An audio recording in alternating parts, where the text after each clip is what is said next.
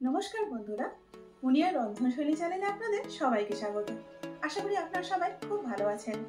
নিরামিষ দিনে রান্নার জন্য আমরা যারা রান্না করি তারা বেশ চিন্তায় পড়ে যাই যে কি এমন রান্না করা যায় যেটা খেতেও বেশ সুস্বাদু হবে আর সকলে ভালোবেসে হাসি মুখে খেয়ে নেবে। আর তাই বন্ধুরা, এই সমস্যার সমাধানে আমি আপনাদের জন্য নিয়ে এসেছি দুর্দান্ত স্বাদের নিরামিষ সয়াবিন মুইঠা রেসিপি। বন্ধুরা, এর আগে আমি আপনাদের সাথে বেশ কয়েকটা নিরামিষ রান্নার রেসিপি শেয়ার করেছি, তাই আজকে আবারও নিরামিষ দিনে মুখের স্বাদ বদল করতে নিয়ে চলে এলাম অতুলনীয় এবং অনবদ্য স্বাদের সয়াবিন মুইঠার এই রেসিপিটা। আর এটা আপনারা রুটি, লুচি, পরোটা বা পোলাও, এমনকি প্লেন ভাতের সাথেও পরিবেশন করতে পারবেন। আর প্লেন ভাতের সাথে এটা কিন্তু বেশ ভালো লাগে। আসুন বন্ধুরা, দেখে নেওয়া যাক চটপটা এই অনবদ্য স্বাদের সয়াবিন মুইঠার রেসিপিটা। এখানে আমি 100 গ্রাম সয়াবিন নিয়েছি। মেজার করলে এটা মেজারিং কাপে 2 কাপ সয়াবিন। সয়াবিনটাকে আমি খুব ভালো করে জলে ভিজিয়ে নিয়েছি আর 2 বা 3 বার ধুয়ে নিয়েছি। আর জলটা এমনভাবে নিগড়িয়ে নিয়েছি যাতে করে এর মধ্যে একটুও জল অবশিষ্ট না থাকে। এখন এই সয়াবিনগুলোকে আমি ব্লেন্ড করে নেব। দেখুন বন্ধুরা, এখানে আমি সয়াবিনটা ব্লেন্ড করে নিয়েছি আর এটা একদম কিমার মতো হয়ে গেছে। এভাবেই সয়াবিনটাকে করতে হবে। যদি খুব পেস্ট করা হয় তাহলে কিন্তু খেতে ভালো লাগবে না। এখন এর মধ্যে আমি দিয়ে দিচ্ছি 1 টেবিল চামচ ধনে গুঁড়ো। আর ধনে গুঁড়োর সঙ্গে এখানে আমি দিয়ে দিচ্ছি 1 চা চামচ জিরের গুঁড়ো। এখন এখানে চাট মশলা দিয়ে দিচ্ছি 1 চা চামচ। এর পরিবর্তে আপনারা লেবুর রসও দিতে পারেন। এখন এর মধ্যে দিয়ে দিলাম কিছুটা ধনেপাতা কুচি। এখন গরম মশলা গুঁড়ো দিয়ে দিচ্ছি 1 চা চামচ। এখানে 2টো কাঁচা লঙ্কাকে আমি খুব মিহি করে কেটে নিয়েছি, এখন সেগুলোই দিয়ে দিচ্ছি। এবার এর মধ্যে দিয়ে দিচ্ছি 1 টেবিল চামচ আদা বাটা। এখানে আপনারা আদাটাকে গ্রেট করেও দিতে পারেন। এখন এখানে দিয়ে দিচ্ছি 1 চা চামচ হলুদ গুঁড়ো। এখন এখানে বাইন্ডিং এর জন্য দিয়ে দিলাম 3 টেবিল চামচ বেসন। এর পরিবর্তে আপনারা সেদ্ধ আলু অথবা ময়দাও দিতে পারেন, তবে বেসন দিলে স্বাদটা একটু বেশি ভালো হয়। এর সাথে এখানে দিয়ে দিচ্ছি স্বাদ অনুযায়ী নুন। Now time to mix mix mix.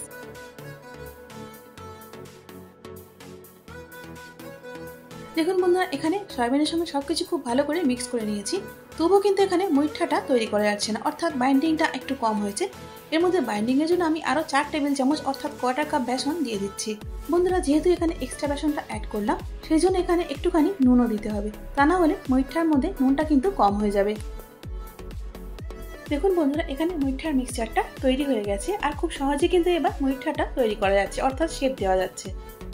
এখন এই মুইঠার মিশ্রণের মধ্যে আমি 1/2 চা চামচ ঘি দিয়ে দিলাম। এবার সবকিছু খুব ভালো করে আবারও একবার মিশিয়ে নিচ্ছি। এবার হাতের মধ্যে কিছুটা মিশ্রণ নিয়ে মুইঠার শেপ দিয়ে নেব। তো দেখুন বন্ধুরা, এখানে মুইঠাগুলো তৈরি করে নিয়েছি। এবার এগুলোকে ফ্রাই করব, তবে তার আগে গ্রেভির জন্য একটা মশলার পেস্ট আমি তৈরি করে নেব।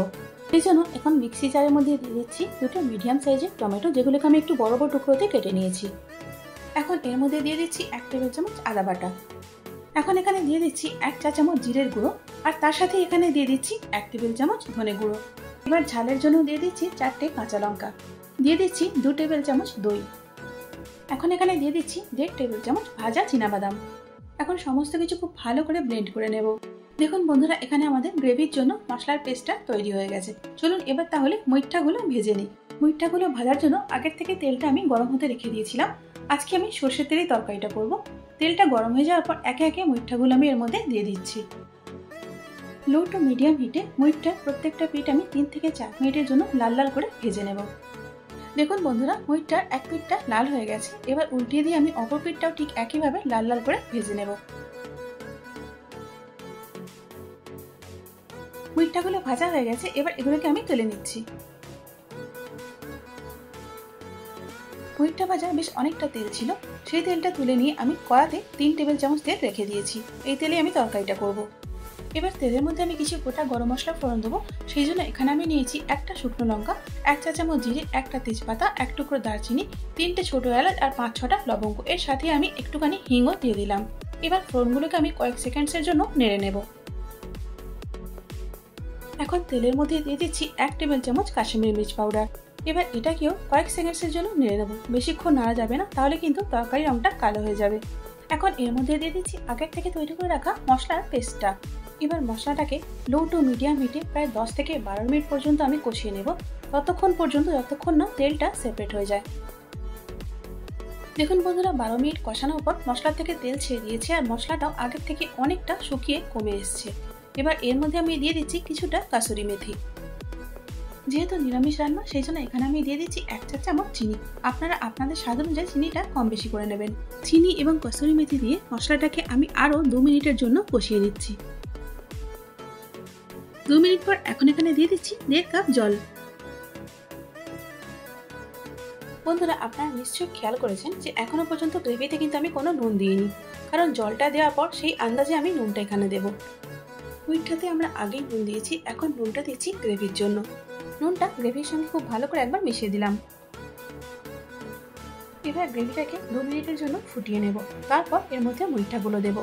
মিনিট 2 গ্রেভিটা ফুটিয়ে নিয়ে এর মধ্যে ভেজে রাখা মুইঠাগুলো দিয়ে দিলাম। এবার মুইঠাগুলো গ্রেভির মধ্যে ভালো করে মিশিয়ে দিচ্ছি।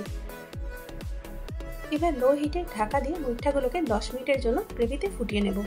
10 মিনিট হয়ে গেছে, এবার ঢাকাটা আমি খুলে নিচ্ছি। আবার একবার মুইঠাগুলোকে নিচের থেকে উপরে নেড়ে চেড়ে দিচ্ছি। দেখুন বন্ধুরা, মুইঠাগুলো 10 মিনিট পর সেদ্ধ হয়ে গিয়ে নরম হয়ে গেছে।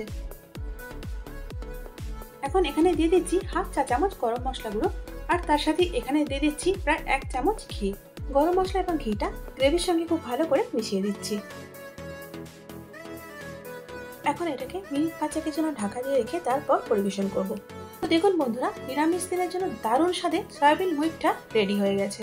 এই সয়াবিন মুইঠা গরম ভাতের সঙ্গে খেতে আমার কিন্তু বেশ ভালোই লেগেছিল। আপনারা তৈরি করুন, আর আপনাদের কেমন লাগলো কমেন্টস করে আমাকে জানাতে ভুলবেন না। আশা করি আজকের ভিডিওটা আপনাদের ভালো লেগেছে।